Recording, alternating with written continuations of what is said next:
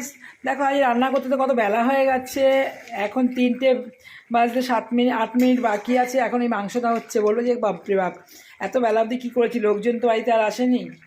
কারণ আজকে ছেলেটার শরীরটা খুব একটা ভালো ছিল না, গ্যাস পাম্পস করেছিল, তাই উঠতেও আমাদেরকে দেরি করেছি। ও সামনে দিয়ে উঠতে দিচ্ছিল না। তারপর বাবার জন্য খাবার তৈরি করে রান্নাবান্না কমপ্লিট করে একটু দোকানদারি করেছি। দাদার মুদি দোকানটাতে বসছি মাঠে, বাড়ির পাশে মাঠ আছে, কিশোরলয় স্কুলের খেলা হচ্ছে সেই মাঠে, তাই দোকানে একটু বেচাকেনা করলাম। ছেলে মেয়েও বসছিল। তারপরে এসে স্নান সেরে পুজো দেবো, তখন পার্লারে কাস্টমার এসে কাস্টমারের কাজ সেরে চুল ভুরু তুলে চুল কেটে এসে তারপর ঠাকুর পুজো দিয়ে এদিকে ভাতটা আবার চাপিয়েছিলাম, কিছুটা ভাত লাগবে বলে। এই যে তারপরে মাংসটা এনেছিল ভাই, মাংসটা ধুয়ে রেখেছে, এই মাংসটা রান্না করছি। এখন এই মাংসটা হয়ে এসছে, নামাবো, নামিয়ে খেতে দেবো ছেলেকে মেয়েকে, আমিও খাবো। ছেলেকে সেরকম কি মাংস খেতে দেবো না, অল্প একটু দেবো, কারণ গ্যাস পাম্পস করেছিল কালকে।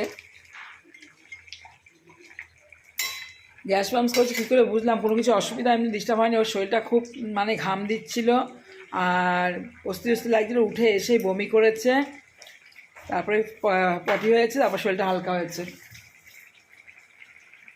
এখন শরীরটা কেমন লাগে বাবা? ভালো লাগছে। ভালো লাগছে? তা এখন মাংস খেতে পারবি? না, খাবো না। কেন, মাংস খাওয়ার জন্য ভালো লাগে বললি? নে গ্যাসের ওষুধটা একটু খেয়ে নে। গ্যাসের ওষুধ খাবি? খেতে হবে? খেতে হবে না? এত মাংস দিদিয়াকে ডাক, ডাক খাইয়ে দি।